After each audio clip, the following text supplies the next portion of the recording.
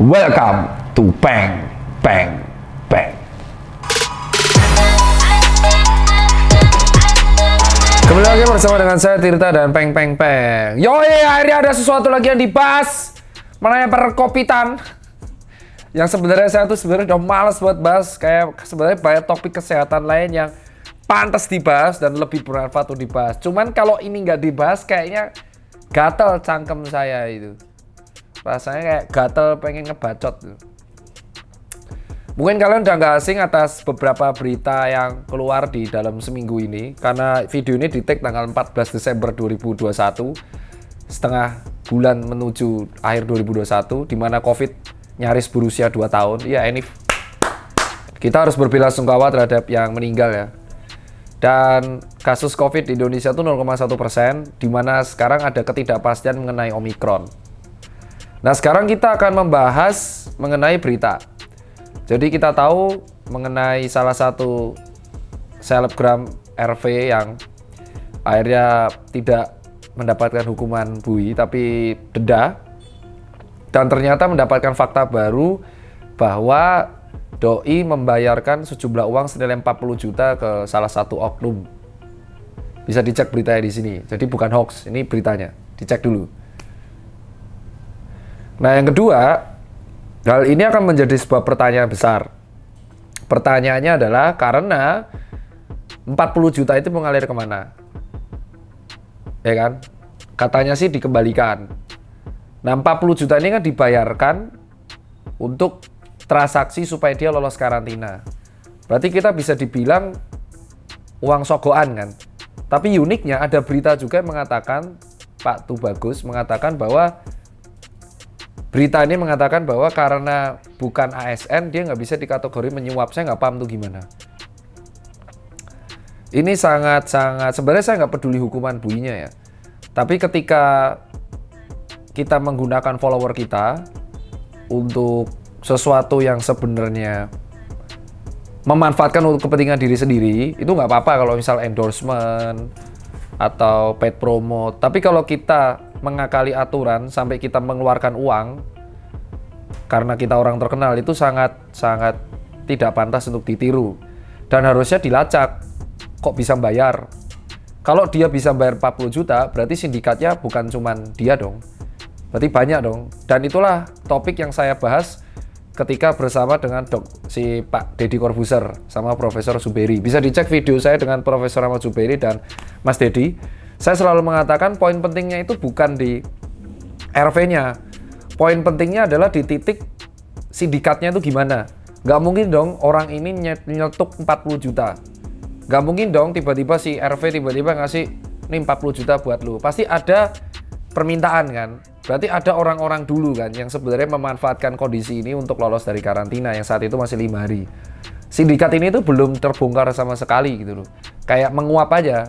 Kasus RV itu satu dari sekian masalah, bukan karena dia selebgram, ya udah gitu loh. Enggak, yang saya soroti bukan dianya, tapi 40 juta ini berarti kan ada yang nyebut angka.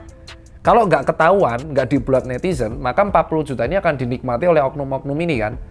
Nah ini sesuai dengan video yang kita bahas dengan Profesor Ahmad Zubairi dan Om Deddy mengatakan ya sindikatnya harus terbongkar.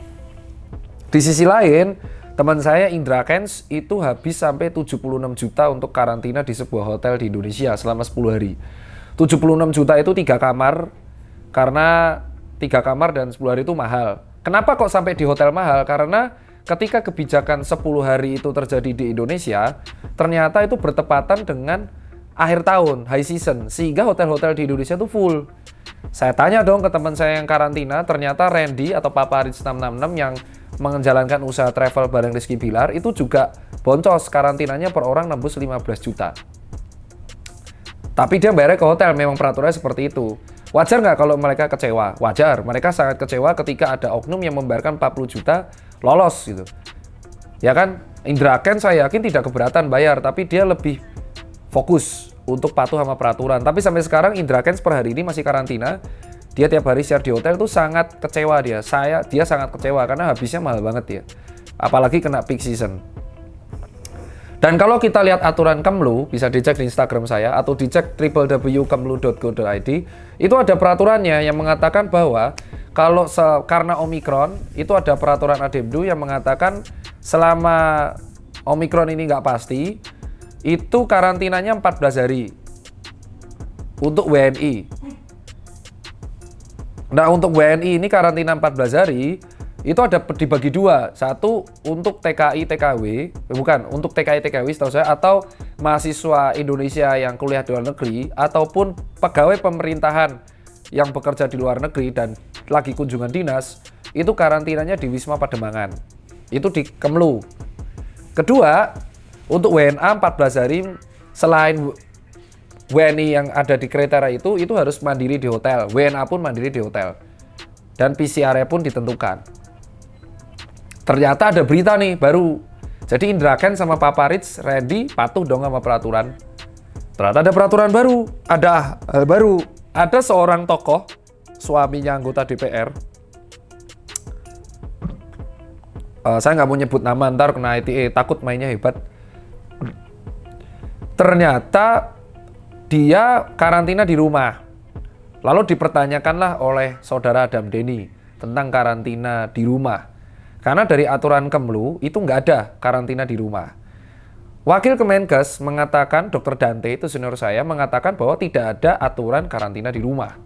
Tapi ketua dari perwakilan BNPB dan Satgas Covid mengatakan ada karantina di rumah. Lalu ada dua statement dong, tapi kita berpegang sama satu aturan. Aturan tersebut adalah Kemlu, di mana pejabat pemerintahan yang aturan perjalanan dinas itu karantina di Wisma Pademangan. Tentu hal ini akan menjadi sebuah pertanyaan besar. Pertanyaannya bukan tokohnya. Karantina di rumah itu artinya gratis, bro. Benar? Nah, sementara warga biasa itu karantina di hotel yang habisnya belasan juta. Ya, tentu itu akan menjadi sebuah masalah baru. Ya kan? Logikanya, ditanya, di blow up lah. Lalu dibilang bahwa rekomendasi karantina di rumah itu dikeluarkan oleh Satgas Covid dan BNPB. Yang berbeda dari Kemlu. Dan pertanyaan berikutnya, ternyata kenapa nggak mau di Wisma? Statement dari salah satu anggota DPR termuda, Kak Hillary, mengatakan bahwa kalau presiden di istana, masa anggota DPR di Wisma? Sebenarnya simpel, ya kenapa nggak di hotel? Ya kan? Kalau memang nggak mau di Wisma, ya di hotel. Yang nanggung toh pemerintah, bener kan? Pertanyaannya kenapa kok nggak di rumah? Karena pengawasan karantina di rumah itu sangat sulit. Apalagi dalam kondisi Omikron yang nggak pasti. Kita nggak ada yang tahu di rumah ini orang itu makan bakso di luar atau ke mall, nggak ada yang tahu. Dan itulah yang terjadi. Ada dugaan selama karantina di rumah, oknum yang tadi dipermasalahkan sama Adam Denny itu jalan-jalan ke mall. Jadi kita bahas dulu karantina ya. Karantina itu adalah sebuah tindakan yang dilakukan supaya orang yang datang dari luar negeri karena dugaan Omikron ini nggak pasti, mencegah supaya Indonesia tidak kejadian kayak bulan Juli. Yang Delta itu kebobolan di bulan Januari 2021 dan akhirnya kita naik di bulan Mei, Juni, Juli dan kita titik tertinggi di situ. Maka pemerintah kita dari Pak LBP dan Kemenlu itu sangat disiplin untuk menutup gate WNI, WNA yang datang dari tujuan tersebut. Seperti kita tahu, Inggris itu MU, Manchester United, pemainnya kena COVID sebagian sehingga pertandingan lawan Brentford ditunda. Tottenham juga, pertandingan lawan Bayern pun ditunda. Dan Inggris pun kasusnya sempat tertinggi. Kenapa? Karena di Inggris banyak nolak vaksin, mereka protokol juga nggak patuh, dan bobol di gate masuk warga negara. Maka Indonesia secure dong. Ternyata Omikron ini inkubasinya mulai nampak di atas 5 hari. Itulah alasan kenapa karantina nyampe 10 hari. Walaupun sebenarnya masih perdebatan, ada ahli yang pengen 5 hari, ada yang 7 hari. Tapi apapun itu, palu sudah diketuk bahwa aturan itu sih angka 10 hari. Nah, sehingga kalau kita lihat yang menjadi masalah di sini adalah terkesannya nggak adil. Karena karantina itu kan dibuat tujuannya terpusat, ya, supaya bisa diawasin. Lalu ada pertanyaan-pertanyaan harus dijawab. Jika memang karantina diizinkan di rumah, maka sebaiknya semua orang yang dari luar negeri ya diizinkan karantina di rumah. Entah itu pejabat, entah itu orang biasa. Kalau memang pejabat tidak boleh di rumah, ya maka harus dijelaskan. Sebenarnya hal ini simpel, tidak perlu pidana-pidanaan. Kita tuh cukup menginginkan pihak-pihak terkait itu meminta maaf. Itu akan lebih elegan dibandingkan kita tambah ngeles. Kita meminta maaf tuh akan lebih legowo. Kadang kita tuh hanya butuh minta maaf, tolong dan terima kasih. Lah RV gimana dok? Kan dia sudah minta maaf, dia ada pembayaran. Paham kan? Beda kalau yang AD sama suami istrinya itu kan dia hanya rekomendasi karantina di rumah. Ya kan? Tapi kalau yang satunya itu ada bayar. Nah, bayar ini harus dilacak, bayarnya itu kemana. Dan lucunya lagi sang hakim mengatakan dia nggak dibui karena sopan santun. Ya kalau gitu koruptor, korup 200M, dia balikin 200M, let's say dia refund, terus dia sopan santun bebas. Itu tidak menghilangkan kejahatannya yaitu yang mengkorup, yaitu fraud. Gitu loh.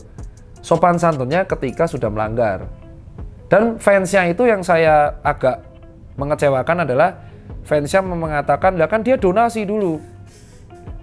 Contoh, ini berkaca pada saya berbuat sebaik mungkin yang saya bisa. Ternyata saya di Holy Wing rangkulan.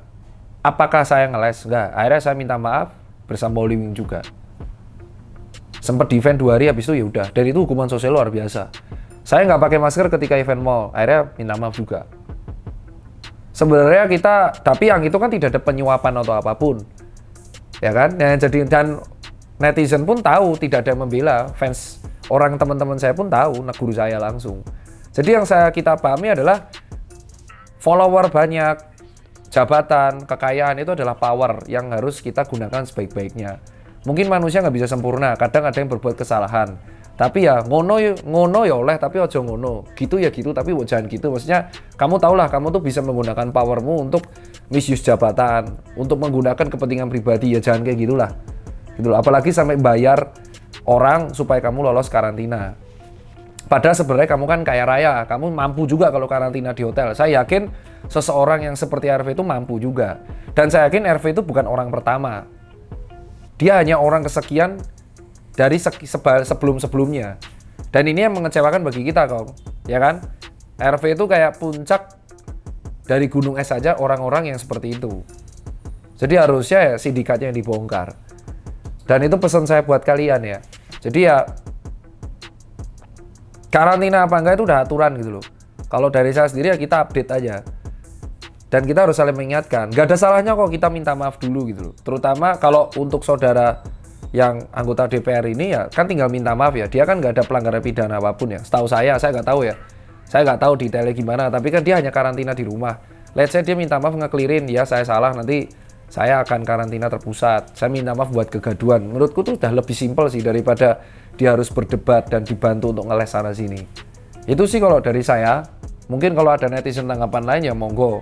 Tapi saran saya buat kalian, COVID itu belum selesai. Panik tuh nggak perlu. Yang penting kalian waspada, saling mengingatkan, jaga kesehatan, olahraga 3 kali seminggu, makan bergizi. Karena tidak hanya COVID, DBD, tipoid, influenza, terus habis itu herpes itu lagi meningkat semua. Apalagi di musim yang nggak tentu kayak gini. Daya tahan tubuh kita juga akan berkurang kalau musimnya nggak tentu. Itu aja kalau dari saya. Sampai jumpa di vlog berikutnya.